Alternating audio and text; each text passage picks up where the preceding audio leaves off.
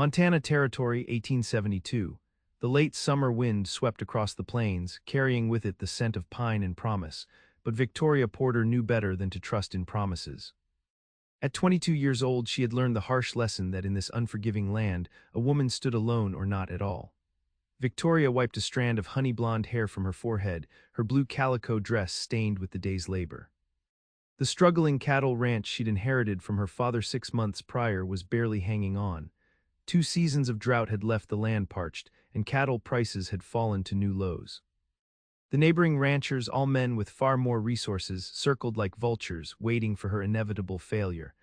"A woman has no business running a ranch," they whispered at the general store in town. Victoria had heard them, had seen their sideways glances. Her slender frame and delicate features belied the determination that burned within her. She'd grown up on this land, had learned every creek and valley alongside her father before pneumonia took him during the brutal winter.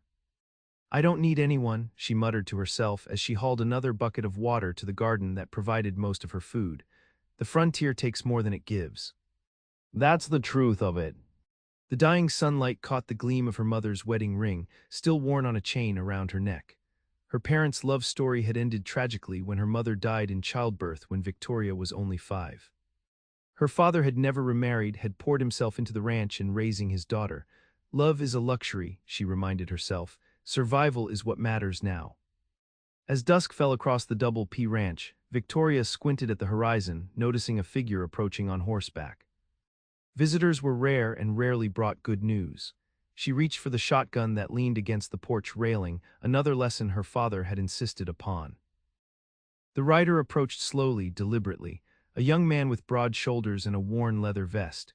His hat was pulled low, but as he drew nearer and raised his head, Victoria felt an unexpected flutter in her chest. He couldn't have been more than 25, with a face that combined rugged determination with a boyish handsomeness. A light stubble covered his strong jaw, and his eyes, sharp and clear as the mountain streams, met hers without wavering. "Evening, ma'am," he called, his voice carrying across the yard. "Name's Jake Sutton. I heard you might be looking for a hand." Victoria gripped the shotgun tighter. "Who told you that?" He dismounted with fluid grace, keeping a respectful distance. "Mr. Henderson at the Mercantile said you lost 2 hands last month and were trying to manage alone." He gestured toward the neglected north pasture. "Looks like you could use some help before winter sets in." "I can't afford to pay much," Victoria said bluntly, unwilling to show weakness. Jake Sutton smiled, and something in that smile caught her off guard. There was no condescension, only understanding. "I don't need much, ma'am, just meals, a place to sleep, and whatever fair wage you can manage when the cattle sell." Victoria studied him. His clothes were worn but clean, his horse well cared for despite the dust of travel. No gun belt, unusual for a drifting cowhand in these parts. "You running from something, Mr. Sutton?" His smile faded, replaced by something more complex. "No, ma'am, running to something maybe. Been drifting since the war ended, time to put down some roots." The war, that explained it. So many young men still wandering, trying to forget what they'd seen, what they'd done. At least he was honest about it. "There's a bunkhouse behind the barn," she said finally. "It's not much, but it's dry. You can start tomorrow at dawn. 1 week's trial. If I'm not satisfied, you move on. No questions asked." "Fair enough." He nodded, then added, "I'm good with horses. Noticed your corral needs mending." Victoria didn't respond. She wouldn't be charmed by a handsome face and willing hands. Men came and went in the West. The land was the only constant, and even it could betray you with drought or flood or fire. "Dawn, Mr. Sutton," she repeated, then turned and entered her cabin, closing the door firmly behind her. Through the window, she watched him lead his horse toward the barn, his movements economical and sure. Something about him seemed different from the other drifters who occasionally stopped looking for work. There was a stillness to him, a purpose. Victoria shook off the thought. It didn't matter who Jake Sutton was or why he'd really come. He would work for a spell, then move on like all the rest. The West was no place for permanence, no place for trust. And certainly no place for a woman to indulge in foolish notions about blue-eyed cowboys with gentle smiles. She was alone in this struggle, and that was how it had to be. Dawn broke with the promise of another scorching day.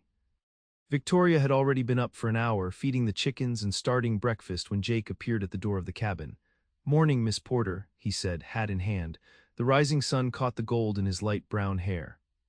"Thought I'd fix that loose board on your porch before breakfast, if that's all right." Victoria blinked in surprise. Most hands would be waiting for instructions or worse, coffee and food before even considering work. That's fine, she managed, breakfast in 20 minutes. He nodded and turned to the task, and Victoria found herself watching the efficient way he measured and hammered, using materials from the scrap pile rather than taking new boards. By the time she called him in for breakfast, he'd repaired not only the loose board but reinforced 3 others that had been weakening. Over a simple meal of biscuits and gravy, Victoria outlined the most pressing tasks: mending fences in the north pasture, checking cattle scattered in the high meadows, and repairing the windmill that pumped water to the main trough. She expected questions or complaints about the amount of work for one man. Instead, Jake simply nodded, asked intelligent questions about the layout of the property, and outlined how he planned to tackle each job. "I noticed your hay is running low," he observed. "Late season, but we might get another cutting from the east meadow if we're quick about it." Victoria raised an eyebrow, a slight flush colored his cheeks. "Figure of speech, Miss Porter. Your ranch, your decisions, I'm just here to help." Something about his respectful deference, without a hint of the condescension she'd come to expect from men, caught Victoria off guard. She found herself nodding. "The East Meadow's been productive in the past. We can look at it tomorrow." As Jake headed out to begin the day's work, Victoria felt an unfamiliar sensation, a lightening of the burden she'd been carrying alone. She quickly suppressed it. Hope was dangerous out here. One good hand didn't change the fundamentals of her situation. A woman alone, fighting against impossible odds, in a land that broke even the strongest men. Yet as the day progressed, Victoria couldn't help noticing the difference Jake's presence made. By midday, he'd repaired a significant stretch of fence and located a small group of strays in the north gully. By evening, the windmill was turning smoothly again, drawing precious water for the thirsty herd. 3 days passed in similar fashion. Jake worked from dawn until dusk, stopping only for the meals Victoria prepared.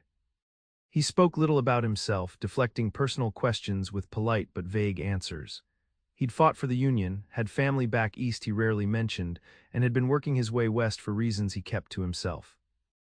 On the 4th morning, Victoria rose even earlier than usual and rode out to the east meadow Jake had mentioned. The grass was indeed ready for cutting, more abundant than she'd expected. It would mean the difference between selling cattle at desperate prices before winter and being able to hold out for better markets in spring. When she returned to the ranch house, she found Jake examining her father's old mowing machine, which had sat unused since his death. "Needs work," he said without preamble, "but I think I can get it running. Saw similar ones during the war." Victoria hesitated. "That was my father's pride. He saved for 3 years to buy it from a catalog." Jake looked up, his expression softening. "I'll be careful with it, Miss Porter, promise." Something in his tone made her believe him, and Victoria found herself sharing more than she'd intended. "He died last winter, pneumonia. Everyone expected me to sell, but this land was his dream, our dream." Jake wiped his hands on a rag, his eyes meeting hers with unexpected understanding. "Dreams matter out here. Maybe more than anywhere else." He gestured toward the distant mountains. "This country takes everything you've got, but there's something about it that gets in your blood." For the first time in months, Victoria felt truly seen. Not as a doomed enterprise, not as a foolish woman playing at a man's game, but as someone with a claim to this harsh, beautiful land. The moment stretched between them, charged with something Victoria wasn't ready to name. She broke it deliberately. "I'll help you with the mower. 2 pairs of hands will make it go faster." Jake's smile caught her off guard, warm and genuine, reaching all the way to his eyes. "Yes, ma'am. 2 is definitely better than 1 out here." As they worked side by side throughout the day, Victoria found herself relaxing marginally in Jake's presence. His capable hands moved with practiced ease among the machine's parts, and he explained each step with patient clarity, teaching rather than showing off. By late afternoon, the ancient mower sputtered to life, and Jake's look of triumph mirrored the unexpected hope blooming in Victoria's chest. That evening, as they sat on the porch watching the sunset paint the distant mountains, Victoria finally asked the question that had been nagging at her. "Why here, Mr. Sutton? There are bigger ranches that could pay you proper wages." "Ranches with futures." Jake was silent for a long moment, rolling a blade of grass between his fingers. "After the war, I couldn't settle anywhere, kept moving, taking jobs that didn't ask questions or expect me to stay." He looked up at the darkening sky. "But a man gets tired of drifting, starts wanting something real again." And you think you'll find that here? Victoria couldn't keep the skepticism from her voice. At a failing ranch run by a woman who can barely pay you. His gaze, when it turned to her, held no pity, only quiet certainty. I think courage deserves a chance, Miss Porter, and I haven't seen anyone with more courage than you, fighting for your father's dream when everyone expects you to fail. The simple truth in his words struck Victoria speechless. For 6 months she'd fought alone, hearing only doubts and predictions of failure. Jake's belief in her, in the possibility that she might succeed, was like rain on parched ground. Trial week's almost up, she said finally, rising from her chair. You still wanting to stay on? Jake stood as well, his tall frame silhouetted against the dying light. If you'll have me, Miss Porter. Victoria nodded once, then retreated into the safety of her cabin, unwilling to examine too closely the relief that flooded through her at his answer. One hired hand couldn't save her ranch, she reminded herself. And she certainly couldn't afford to notice the way the sunset caught the gold in his hair, or how his rare smile transformed his serious face. The West was no place for such notions. She had a ranch to save, and that was all that mattered. The following week settled into a rhythm neither had anticipated. With the mower repaired, they cut and stacked hay from the east meadow, working side by side from dawn until dusk. Jake proved to be not just a capable hand but a thoughtful partner in the ranch's operation, offering suggestions without overstepping, respecting Victoria's decisions while contributing his own knowledge. By early October, the ranch had transformed. Fences stood repaired, cattle had been brought down from the high pastures, and the barn was stacked with enough hay to see them through most of the winter. The cabin, too, showed Jake's careful attention: a repaired roof, weatherproofed windows, a new shelf for Victoria's few books. What changed most, however, was Victoria herself. The crushing weight of solitary responsibility had lightened, allowing glimpses of the woman she might have been under different circumstances: quick to laugh, clever with words, passionate about the land she loved. On a crisp morning with frost silvering the grass, Victoria and Jake rode out to check on a pregnant heifer that had separated from the main herd. The mountains stood sharp against the clear blue sky, and their breath fogged in the chill air. My father used to say these were the best days, Victoria said, breaking a comfortable silence. When the air is so clear you can see forever, but you know winter's coming. Jake nodded, his gaze taking in the landscape with obvious appreciation. Reminds you to be ready, but lets you enjoy the moment. They found the heifer in a sheltered draw, already in labor. Without discussion, they dismounted and set to work, Jake keeping the nervous animal calm while Victoria positioned herself to assist if needed. An hour later, a healthy calf took its first wobbling steps, and Victoria felt the pure joy that came with new life on the ranch. She did all the hard work, Jake said, watching the mother nuzzle her calf. We just kept her company. Victoria looked up at him, suddenly aware of how naturally they had worked together, how right it felt to share this moment. Sometimes company makes all the difference, she said softly. Their eyes met and something shifted between them, acknowledgement of a connection neither had intended to form. Before either could speak, the distant sound of approaching horses broke the moment. 3 riders appeared on the ridge above them, hands from the Circle B, the largest ranch in the area, owned by Harlan Blackwell, a man who had made no secret of his desire to absorb the smaller ranches around him. Well, well, called the lead rider, a hard-faced man named Cody Miller, Blackwell's foreman. Looks like the Porter girl found herself some help. Awful cozy, ain't you two? Victoria stiffened, all the wariness she'd started to shed around Jake returning in an instant. Jake moved slightly, positioning himself between her and the newcomers. Miss Porter and I were just helping with a calving, he said, his voice neutral but with an undercurrent of steel Victoria hadn't heard before. Something you need, gentlemen. Miller's eyes narrowed, just passing through. Mr. Blackwell wanted us to remind Miss Porter that his offer to buy her land still stands, before winter makes things even harder for a struggling operation. The emphasis on struggling carried clear meaning. Victoria stepped forward, refusing to be intimidated. Please thank Mr. Blackwell for his concern, but the double P isn't for sale. Not now, not ever. Miller spat to one side. Might not be your choice for long, bank loan coming due soon, ain't it? Heard in town you're behind on payments. Victoria felt as though she'd been struck. The bank loan, her father's last desperate measure to buy cattle before the drought hit, was indeed coming due in December. She'd been hoping the spring cattle prices would allow her to make good on it, but how did Miller know? Jake's stance shifted almost imperceptibly. Miss Porter's financial arrangements are her business. Now, if you don't mind, we have a new mother and calf to get safely back to the barn." Miller smirked. "You picked yourself a real gentleman, Victoria. Wonder how long he'll stick around when things get tough." He turned his horse. "Mr. Blackwell's a patient man, he'll wait." As the riders disappeared over the ridge, Victoria busied herself with the calf, trying to hide the trembling in her hands. The confrontation had laid bare the precarious truth she'd been avoiding. The improvements to the ranch, the hay, the mended fences, none of it would matter if she couldn't meet that loan payment. "Victoria," Jake said quietly, using her first name for the first time, "is what he said about the loan true?" She straightened, facing him squarely. "Yes, my father took out a loan last year. $500 due December 15th. I have less than half saved." "Why didn't you tell me?" The genuine concern in his voice made it harder, not easier. "Because it's my burden. My responsibility." Jake took a step toward her, then stopped, respecting the invisible barrier she'd erected. "It doesn't have to be, not alone." For a moment, Victoria allowed herself to imagine sharing the weight, not just of the ranch work, but of the decisions, the fears, the hopes. The thought was as terrifying as it was tempting. "We should get this pair back to the barn," she said instead, turning to the cow and calf. "Storm's coming." Jake didn't press, but as they slowly guided the new mother and her calf back toward the ranch, Victoria felt his concerned gaze more acutely than the cold wind that had begun to blow from the north. That evening, as the promised storm lashed the cabin with sleet and snow, Victoria sat at her father's desk, the loan papers spread before her. The terms were clear and unforgiving.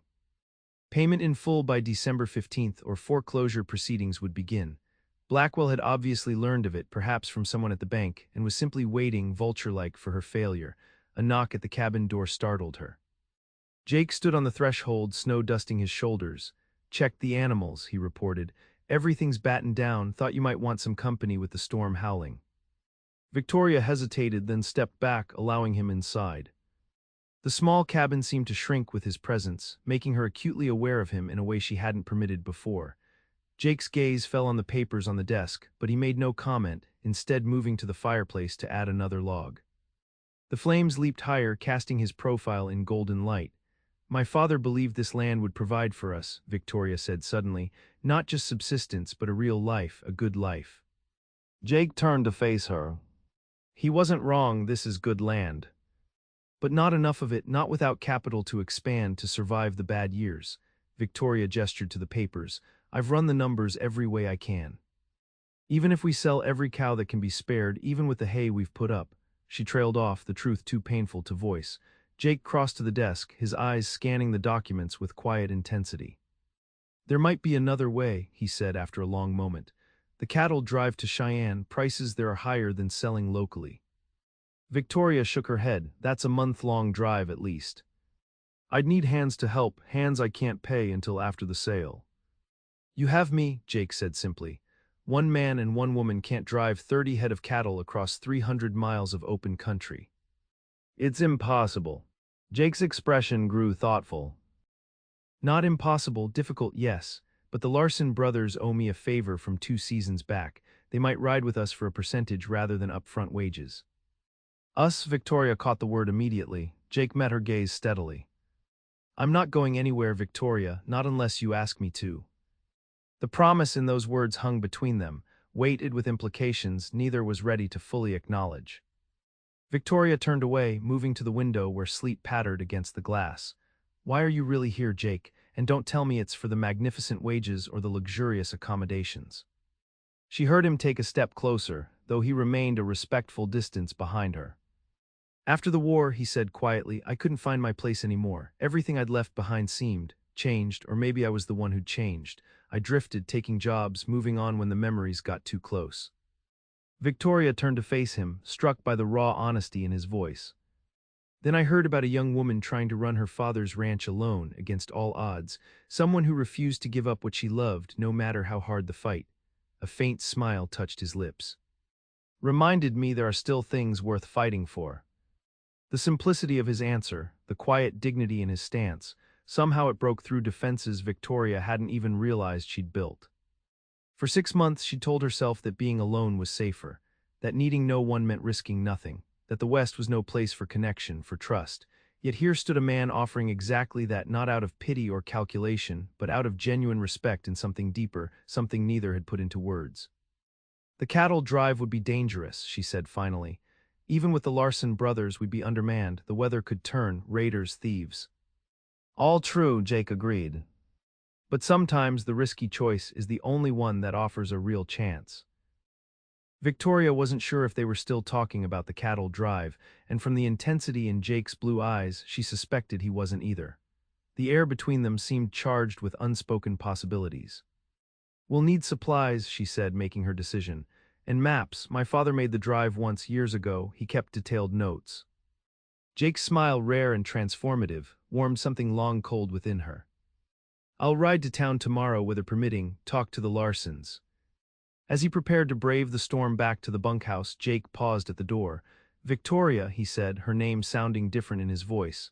We can do this. Together. After he'd gone, Victoria stood by the fire, the lone papers forgotten on the desk. For the first time since her father's death, she felt something dangerous stirring within her.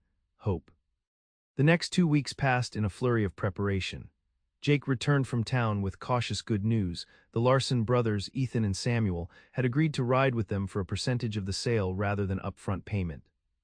The bank manager, though skeptical, had granted Victoria an extension on the loan payment until January 5th, giving them time for the drive and return. Most surprising was the reaction in town when word spread of their plan. The blacksmith offered to check their wagon at no charge.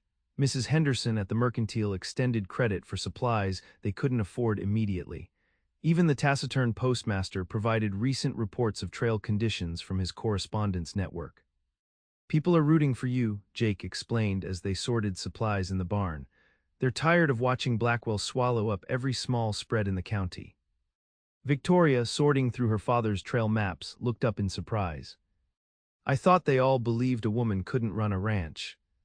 Jake's expression softened. Some still think that, but more of them admire your grit. He hesitated, then added, as do I. The simple compliment brought warmth to Victoria's cheeks, a reaction she couldn't entirely hide. These moments had been occurring more frequently, small exchanges charged with meaning beyond the words themselves. A handed tool, fingers brushing, a shared glance of understanding across the corral, the way Jake somehow anticipated her needs before she voiced them. Victoria had begun to recognize the dangerous territory they were entering, more treacherous in its way than the physical journey they were about to undertake. Each day, the careful distance she'd maintained weakened further. Each evening by the fire, planning their route, she found herself noticing the way the firelight caught the planes of his face, the thoughtful concentration in his eyes. The Larson brothers arrived 3 days before their planned departure, weathered, taciturn men who clearly respected Jake enough to take on the risky venture. With 4 of them working, the final preparations moved quickly. They selected 30 head of cattle, enough to potentially cover the loan if prices held, but few enough to manage with their small crew. The night before their departure, Victoria sat alone in her cabin, her mother's Bible open before her. She wasn't a particularly religious woman. The harshness of frontier life had tested whatever faith she'd been raised with, but the familiar words offered comfort. Her finger traced the family record page where her parents' marriage was recorded, followed by her birth and later her mother's death. A soft knock interrupted her thoughts. Jake stood at the door, his expression troubled. May I come in? There's something I need to tell you before we leave tomorrow. Victoria nodded, suddenly apprehensive. Jake entered but remained standing, tension evident in the set of his shoulders. I haven't been entirely forthcoming with you, he began, about my past. Victoria's heart sank. She had known somehow that this moment would come, the revelation that would shatter the fragile trust between them. Go on, she said, her voice carefully neutral. Jake paced to the window, then back. During the war, I served under General Sherman. I was part of his march through Georgia. Victoria waited, sensing there was more. After the war, I couldn't go home. What I did, burning farms, destroying livelihoods. Even if it was for the right cause, I couldn't face my family with those memories. His hands clenched at his sides. So I drifted west, took jobs, moved on when the nightmares got too bad. Is that why you don't wear a gun? Victoria asked softly. I've noticed. Jake nodded, swore I'd never take another life, never destroy another home. Victoria studied him, this man who had worked alongside her for weeks, who had shown nothing but respect and integrity. Why tell me this now? Because where we're going, the trail can be dangerous. If trouble comes, I need you to know why I might hesitate, why I might not. He struggled visibly. I won't put you in danger. If my principles become a liability, I'll understand if you want me to stay behind. The raw honesty in his confession touched Victoria deeply. She rose and crossed to where he stood, stopping just before him.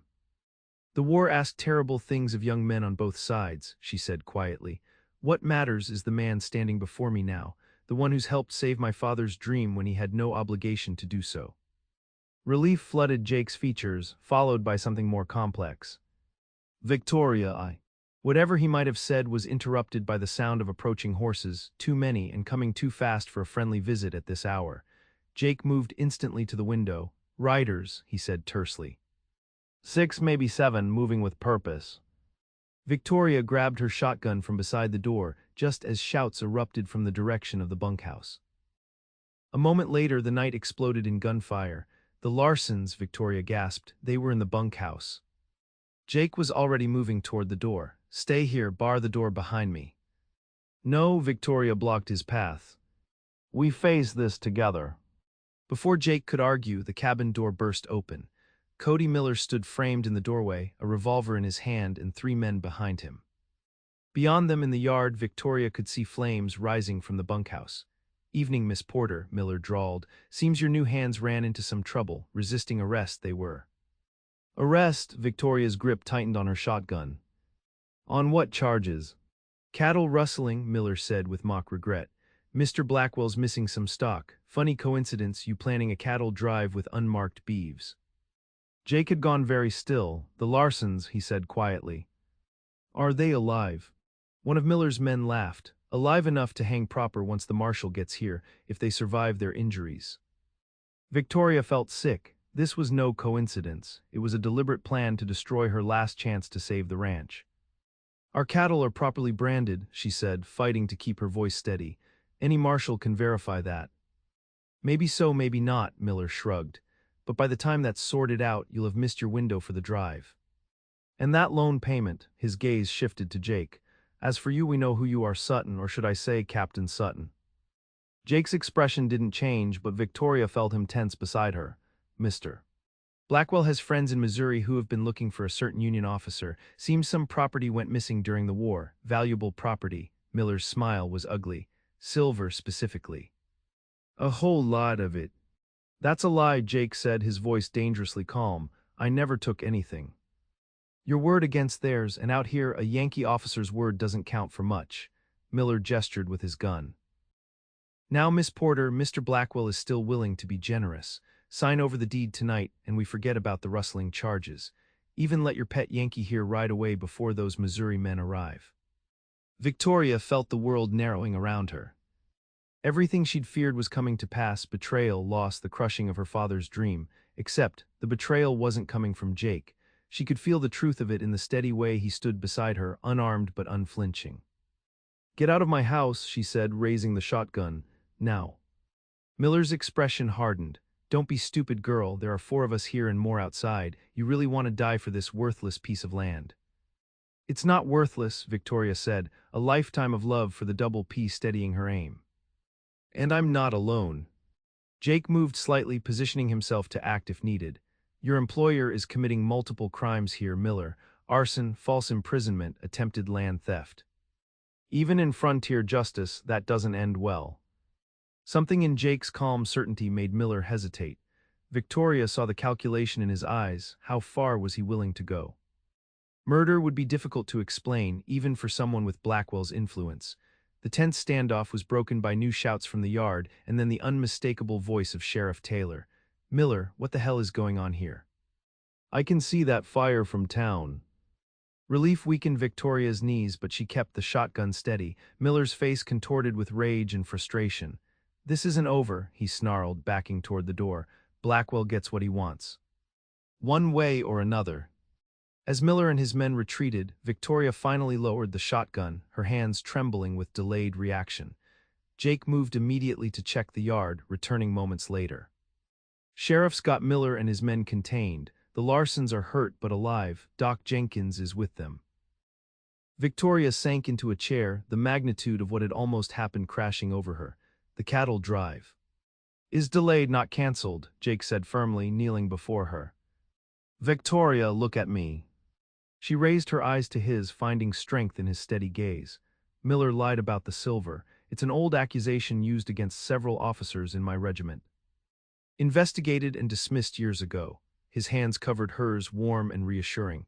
But he wasn't lying about one thing. I was a captain, I led men, and I'm telling you now we are not beaten. Not even close. The fierce determination in his voice rekindled something in Victoria's spirit.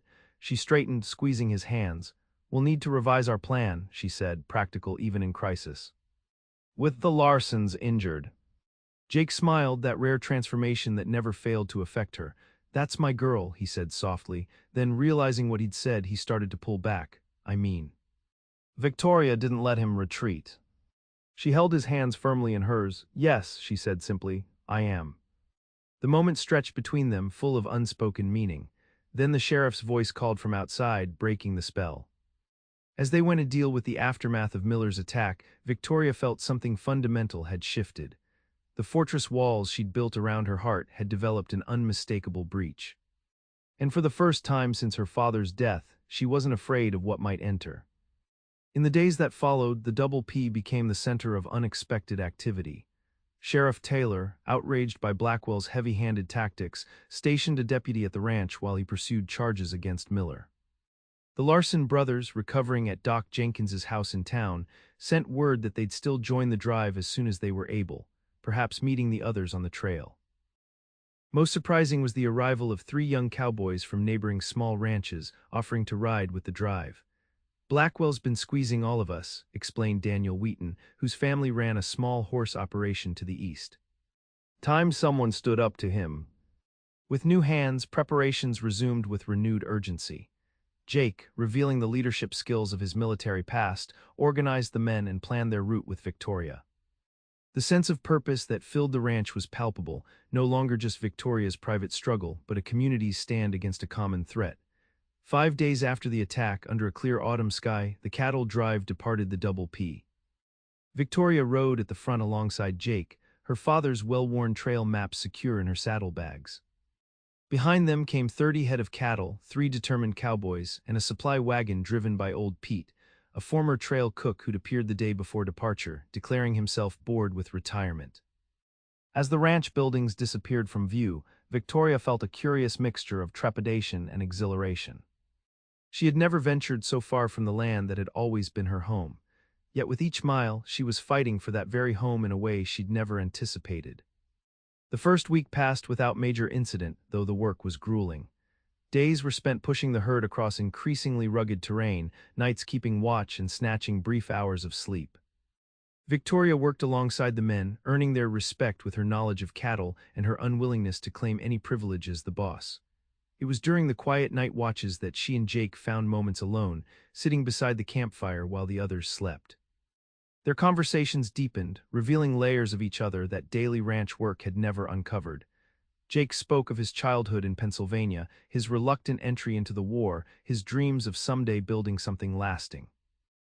Victoria shared memories of her father, her fierce love for the Double P, her private fears of failing the legacy he'd entrusted to her. He'd be proud of you, Jake said one night, the firelight casting shadows across his face. Taking on this drive, fighting for the ranch, that takes a special kind of courage. Victoria smiled, poking at the embers with a stick. He always told me the land would provide if we cared for it properly. I used to think he meant just cattle and crops. Now I wonder if he meant something more. Jake's gaze was warm in the firelight. Like what? Like purpose, community. Victoria hesitated, then added softly, connection. Jake's hand found hers in the darkness, his touch sending warmth through her that had nothing to do with the fire. I think he'd be right about that. Neither spoke for a long moment, the weight of unacknowledged feelings between them. Finally, Jake broke the silence. Victoria, when this is over, when the ranch is secure, I want to stay. Not as a hired hand, but, he trailed off, searching for words. Victoria's heart quickened, but. As a partner, Jake said finally, in whatever way you'd have me. The careful phrasing left room for interpretation, but Victoria understood the deeper meaning in his eyes. This was not merely a business proposition. Before she could respond, a low whistle came from the darkness, the signal from Daniel on first watch that something was approaching. Jake was on his feet instantly, helping Victoria up. "Wake the others," he murmured, quietly. The peaceful moment shattered, Victoria moved among the sleeping men, rousing them with urgent whispers. Within minutes, all were alert, positioned strategically around the camp. Old Pete had the shotgun ready while the cowboys spread out near the cattle. Jake returned from scouting, his expression grim. Riders, at least 8, moving slow, trying to be quiet. Blackwell's men, Victoria asked, could be.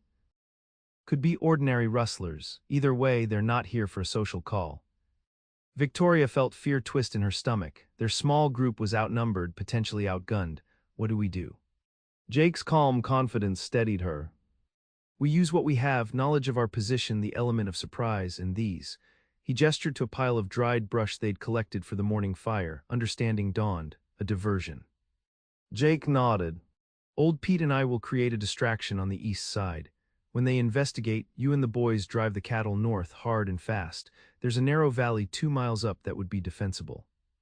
Victoria shook her head. I'm not leaving you behind. Victoria. No, her voice was firm. We do this together or not at all, that was our agreement. Jake studied her face, then nodded once, accepting her determination. All right. New plan. The next 20 minutes were a blur of hushed preparations. Signal systems established, positions assigned, emergency rendezvous points agreed upon. Victoria found herself impressed by Jake's tactical thinking. The captain was still very much present in the cowboy. When the first rustler finally appeared at the edge of their camp, they were ready. Old Pete's shotgun blast over their heads sent the intruders diving for cover, while simultaneously Jake and Daniel lit the brush piles, creating a wall of flame and smoke between the rustlers and the cattle. Now, Jake shouted, and the drive was in motion, cattle bellowing in confusion, cowboys driving them forward through the prearranged gap in the flames. Victoria rode hard alongside the herd, her heart pounding with fear and determination. Behind her, she could hear shouts and the crack of gunfire as Jake and Old Pete covered their retreat. The sound of a bullet whizzing past her ear sent her ducking low over her horse's neck, pushing forward into the darkness. The narrow valley appeared ahead just as Jake had described. Victoria and the cowboys drove the cattle into the natural bottleneck, where high walls on 3 sides provided protection. They had just finished positioning themselves when hoofbeats announced Jake and Old Pete's arrival. "Everyone all right?" Jake called, dismounting quickly. Victoria's relief at seeing him unharmed was overwhelming. "All here, cattle too." Jake's smile was grim. "They'll be back with more men. They know where we're headed now." "So we change course," Victoria said decisively. "Father's maps show an alternate route, longer but less traveled."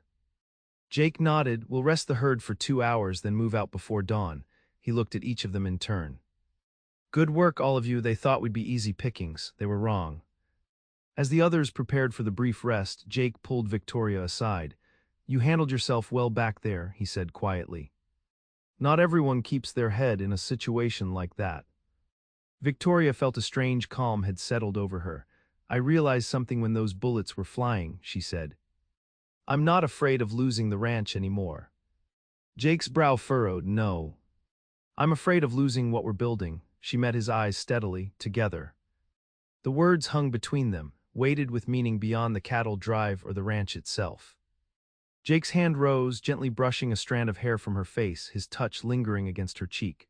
"Victoria," he began, his voice rough with emotion. But once again their moment was interrupted, this time by Daniel approaching with news that one of the steers had been injured in the chaos. The business of the drive reasserted itself, the confession in Jake's eyes left unspoken as they returned to their responsibilities. The next 10 days tested them in ways neither had anticipated. The alternate route took them through harsher terrain, steep mountain passes, rushing rivers, dense forest that sometimes required clearing. The weather turned colder, with freezing rain giving way to the first light snow of the season. Food ran low as game proved scarce. Yet through it all, a transformation was occurring, not just in their external journey, but in Victoria herself. The woman who had been determined to stand alone, convinced that the frontier allowed no room for vulnerability, found herself opening to new possibilities. With each challenge faced together, each problem solved through their combined strengths, the walls around her heart crumbled further.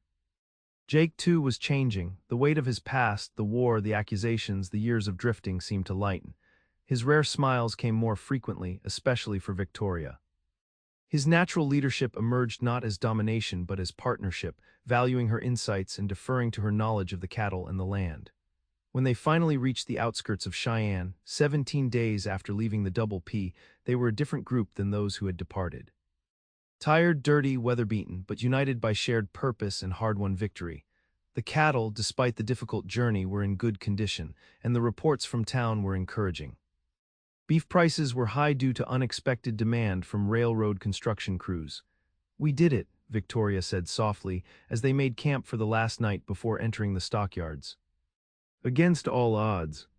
Jake stood beside her, gazing at the distant lights of Cheyenne.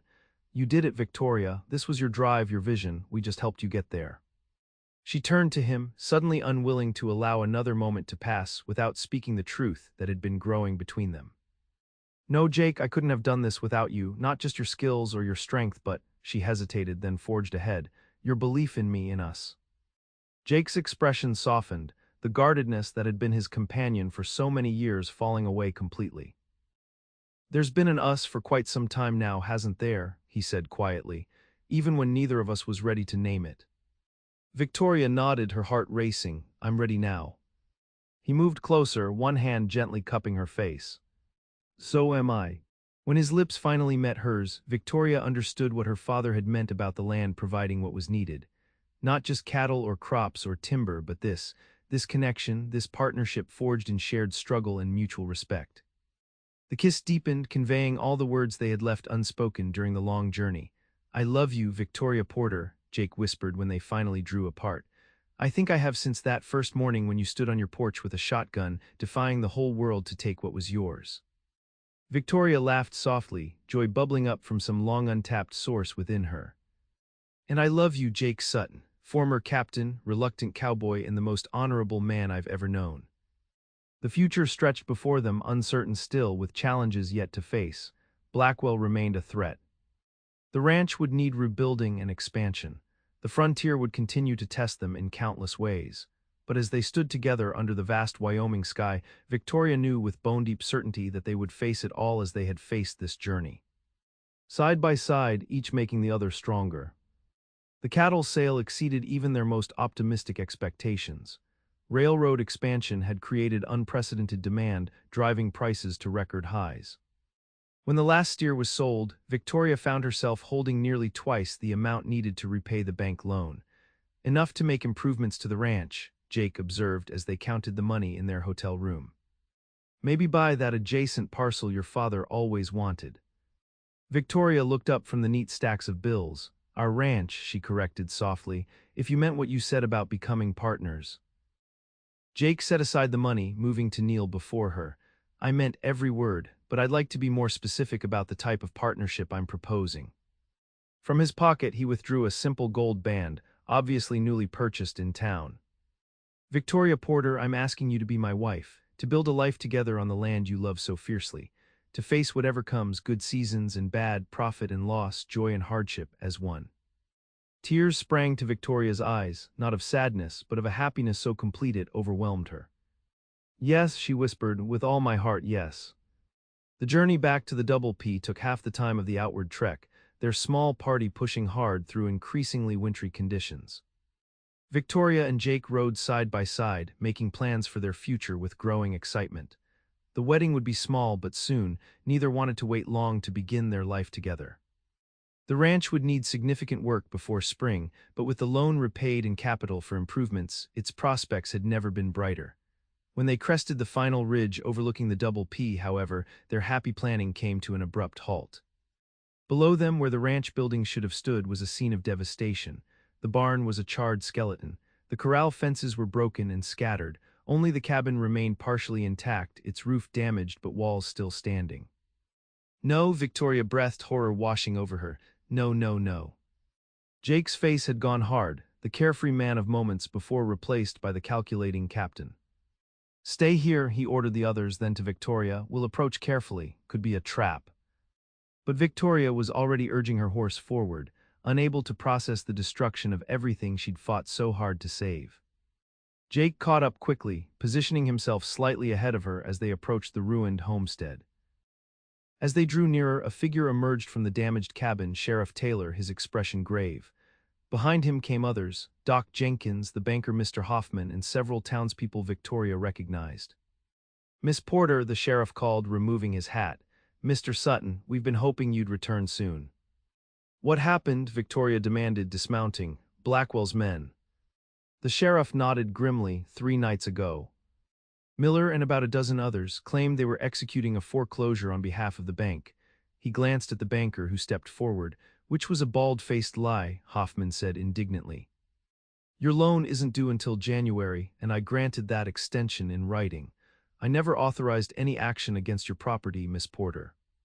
"They tried to burn everything," Doc Jenkins added. "Would have succeeded if a storm hadn't blown in and doused most of the flames. Some of us rode out when we saw the smoke, but they were gone by then." Victoria moved woodenly toward the cabin, her mind struggling to process the destruction. Everything they'd worked for, everything they'd fought to save, reduced to ash and broken timber. The dream her father had built, that she had sacrificed so much to preserve, gone in a single night of deliberate malice. She felt Jake's presence beside her, solid and unwavering. "We'll rebuild," he said quietly for her ears alone, "every fence, every board better than before." Victoria turned to him, finding strength in his steady gaze. "This was Blackwell's answer to our success. He couldn't stop the drive, couldn't force the foreclosure, so he tried to destroy what he couldn't possess." Jake nodded, anger evident in the tight line of his jaw. "But he failed, Victoria. The land is still here, we're still here, and now we have the means to fight back." The truth of his words penetrated her shock. The land itself, the rolling pastures, the clear streams, the sheltering forest, remained untouched by Blackwell's revenge. And the money from the cattle sale, safely deposited in the Cheyenne Bank before their departure, meant they could rebuild what had been destroyed. Victoria straightened, determination replacing despair.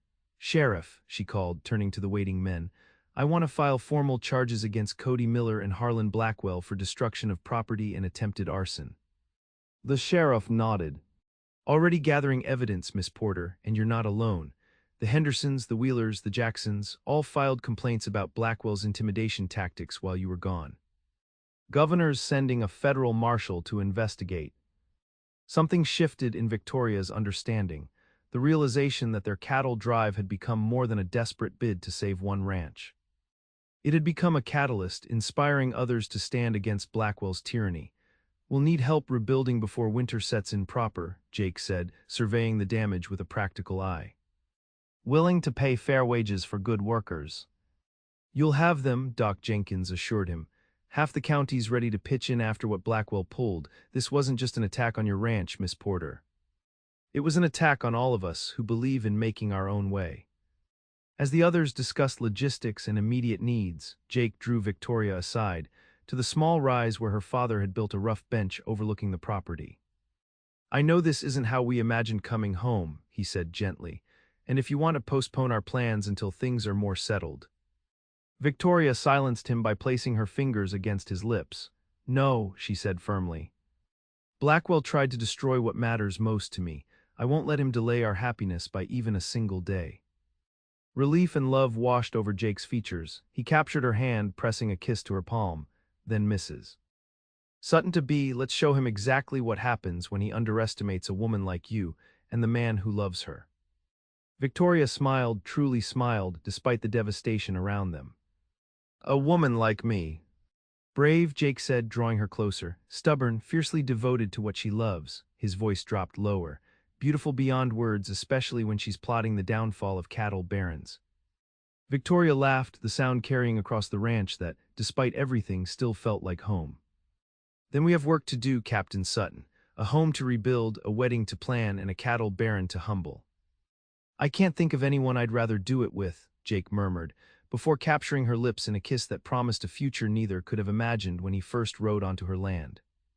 Spring 1873. The Double P Ranch spread green and vibrant under a cloudless Montana sky. Where charred ruins had stood 6 months earlier, new buildings now rose, a spacious barn with fresh-cut timber, expanded corrals designed to hold twice the previous herd, a bunkhouse large enough for the 4 permanent hands now employed. The cabin, too, had been transformed.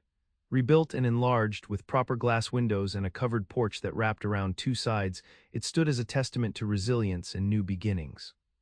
Flower boxes burst with early blooms beneath the windows, Victoria's touch adding beauty to the practical structure.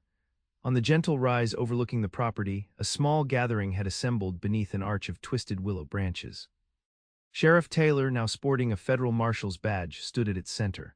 Before him, Jake Sutton and Victoria Porter waited to exchange the vows they had postponed only long enough to see their home rebuilt. Victoria wore a simple dress of ivory silk ordered from Denver, her honey blonde hair adorned with wildflowers. Jake stood tall in a new black suit, his face clean-shaven for the occasion, his eyes never leaving the woman who had transformed his life. Among the witnesses stood the Larson brothers, fully recovered and now permanent employees of the expanding Double P. Daniel Wheaton and the other cowboys who had ridden with them to Cheyenne had gathered with their families. Old Pete, who had decided that retirement didn't suit him after all, beamed from beside the magnificent wedding feast he had prepared. Most surprising was the presence of Jake's family.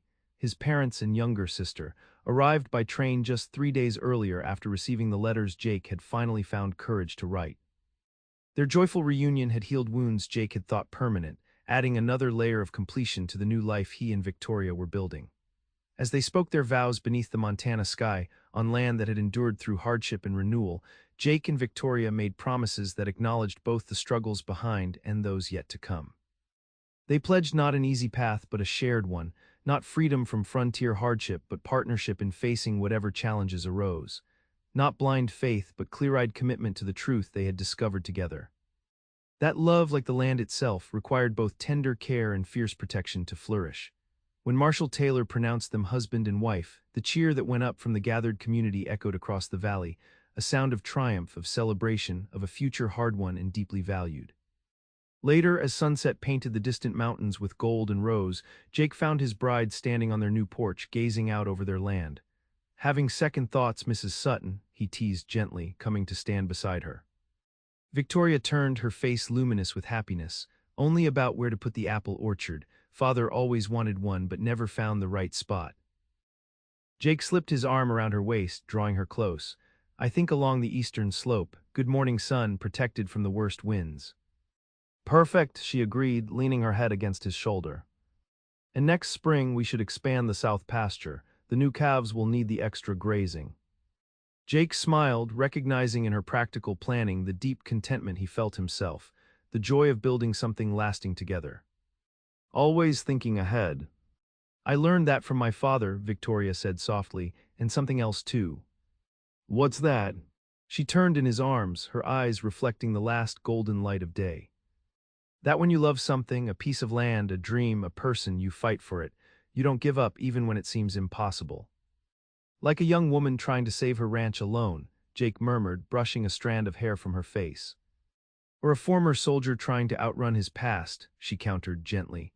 Jake kissed her then, pouring into it all the gratitude and love that sometimes still overwhelmed him with its intensity. When they finally drew apart, the first stars had appeared in the darkening sky.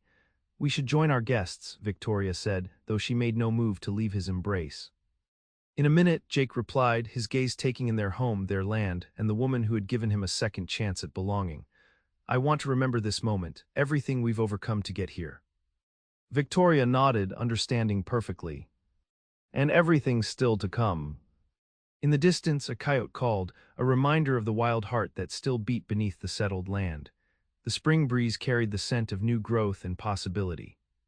And in the gathering twilight, Jake and Victoria Sutton stood together on the porch of the home they had rebuilt, their shared future stretching before them like the vast Montana sky, boundless with promise, rich with hope, and grounded in a love forged through struggle and second